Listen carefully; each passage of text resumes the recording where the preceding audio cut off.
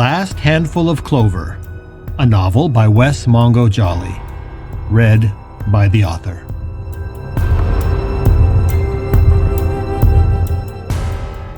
Book 2, Gifts Both Light and Dark.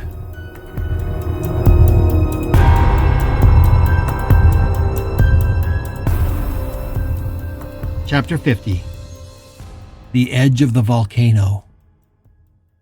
June 14th, 11 a.m. At that very moment, Michelle was closing the door behind Detective Grayson. The woman had said that she was going to send in one of the officers to get a full statement, and Michelle felt the panic rising in her chest. She thought she had 3 minutes, at best.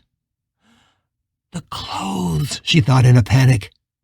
They had left the clothes basket outside on the back porch, and the clothes themselves were still in a heap next to it. If the cop asked to be shown where they had last seen Howard, that upturned basket of clothes would look awfully suspicious. As soon as she closed the door, and without a word to either of her guys, she sprinted out to the back porch, gathered up the clothes, and then stuffed the basket in the downstairs closet. When she got back to the living room, Keith and Pill were already trying to get their story straight. "Listen," she said, "we don't have time to work out anything complicated. Let's just leave it at what we told Grayson. Howard was here. He surprised us when he approached us on the back porch. He said he was sorry, and then he ran off toward downtown before we could even respond." "That sounds good," Keith said. "The simpler the story, the easier it will be to keep straight." Hill looked skeptical, and Michelle was sure he was going to put up a fuss. But finally, he sighed and let his shoulders drop. "Okay. Pretty much everything else he had to say was nuts anyway. But what if they catch him in Richard's clothes?" "They won't know they're Richard's," Michelle said. "He might tell them." "He won't," Keith said, and sounded so certain that it shut down the conversation. Michelle could see that it didn't convince Pill, and she wasn't sure if they could get away with it either. The last thing she wanted to think about was all three of them going to jail for aiding an escaped murderer. But unfortunately, there was no more time to discuss it. The cop was knocking at the door, and as she opened it, Michelle could see Carla pulling away in her car. "She took the bait," she thought. "She's heading toward South Temple." As she let the officer in, another squad car zoomed by in the opposite direction, and she groaned. But not all of them are. The statement the officer took went much more easily and quickly than Michelle expected. He accepted what they told him without question and wrote it all down. He did ask to see the back porch, and they walked him out there. He looked for tracks in the wet grass, but nothing was visible. And then he thanked them, told them to lock their doors, and left. Pill and Keith stayed on the back porch while Michelle showed him out. When she got back, she closed the sliding glass door and leaned heavily against it. "So, that's it. I guess we're not to leave the house until we hear from Detective Grayson anyway." "That's okay," Keith said. He had his blanket again and was sitting in one of the porch chairs. Some of his clarity of purpose he had displayed earlier had left him. His emotions are like a roller coaster, she thought. I can sense another dip coming. "What do you mean?" Pill asked. "None of this is okay." "I only mean I don't want to go anywhere. Not after what Howard said." Michelle crossed the porch and sat across from Keith. "But didn't Howard say we needed to get out of here?" "He did. But he also said he's been talking to Richard. And that just proved everything I've been feeling is real. So I'm not going anywhere. This is where Richard is. I'm staying." "But honey," Michelle began. "I mean it, Michelle. I'm staying here. Howard proved it. Richard's not gone. His spirit is still here, somehow. He's watching over me. I can't leave him. Michelle was aware of Pill's eyes on them both, but he didn't jump in to help her.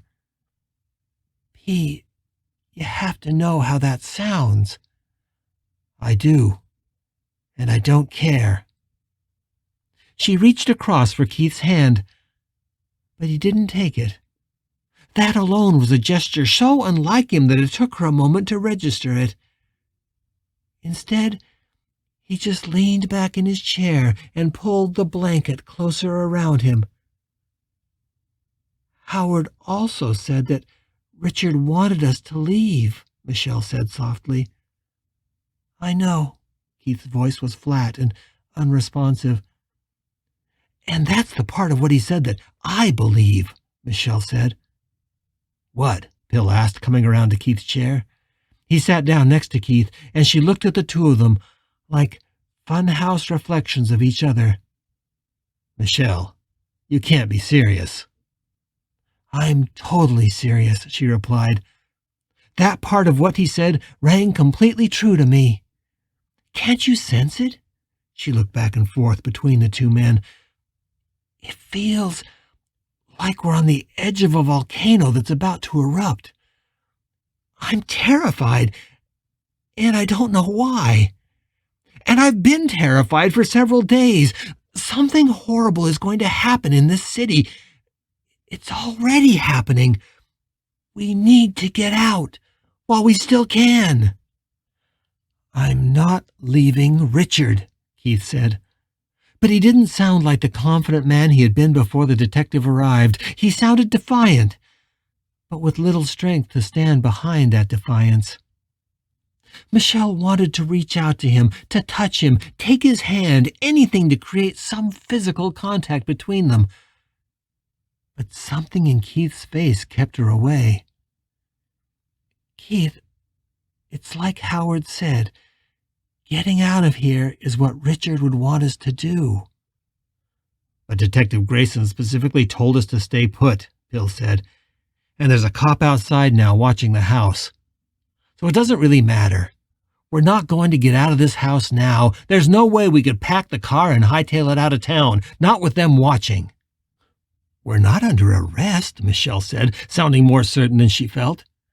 They can't stop us. Are you sure? Pill asked.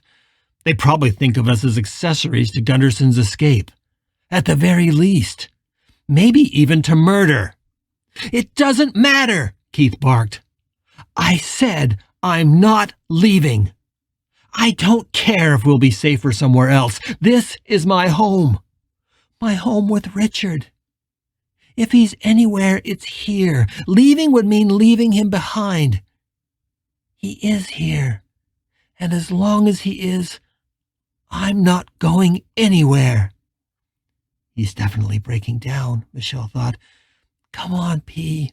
Hold it together. And I know what Howard said, Keith continued, but I'm not afraid of Justin Kimball.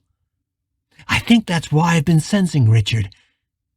He's come back to protect me. If I'm in danger, he'll be there. He'll stop it. To Michelle's surprise, Pill lifted one huge arm and put it around Keith's shoulders.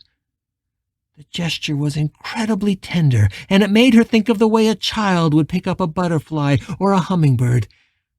Keith immediately sank into Pill's side and reached around his barrel chest with one arm. While Pill held him, Keith wept. It was a silent weeping, but his body trembled. Pill pulled him in closer, and with one hand, he stroked Keith's hair. It's all right, Kay. We're here too. You're safe.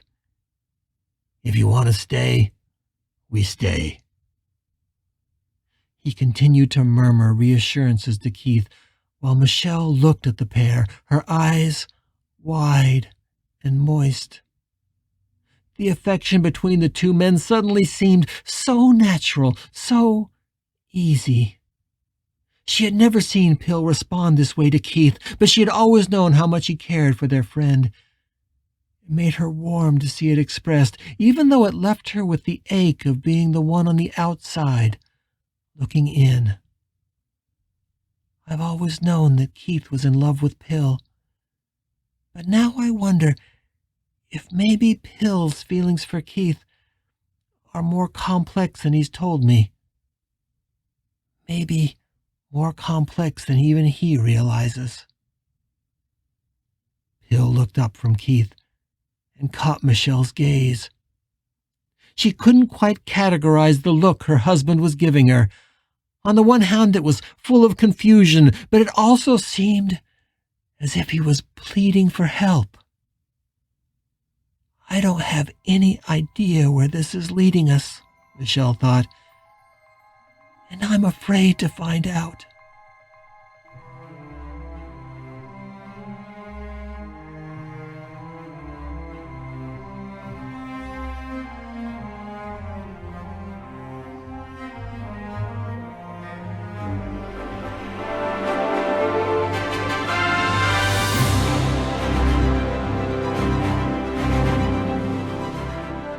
You're listening to The Last Handful of Clover, a novel by Wess Mongo Jolley.